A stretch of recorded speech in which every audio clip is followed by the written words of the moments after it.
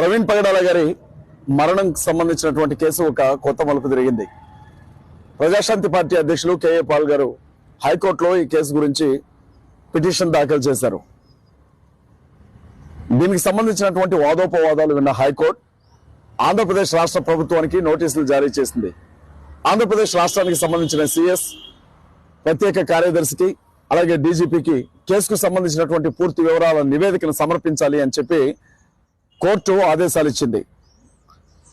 ఆంధ్రప్రదేశ్ రాష్ట్ర పోలీసులు ఈ కేసుని పారదర్శకంగా ఇన్వెస్టిగేషన్ చేయలేదని, సిబిఐకి ఈ కేసును అప్పగించాలని ప్రజాశాంతి పార్టీ అధ్యక్షులు కేఏ పాల్ గారు కోర్టులో పిటిషన్ వేశారు. ఈ విషయంలో క్రైస్తవ సమాజం అంతా కూడా వాస్తవాలన్నీ బయటికి రావాలని ప్రార్థనలో జ్ఞాపకం చేసుకోండి. మహాకూటమి ప్రభుత్వంలో మనకు న్యాయం జరగకపోయినా ప్రపంచ దేశాలలో ఉండే క్రైస్తవులందరూ కూడా ఈ కేసు వెనుకున్న అసలైనటువంటి వాస్తవాలు బయటికి రావాలి అని చెప్పి వారి ప్రయత్నాలు చేస్తూ ఉన్నారు.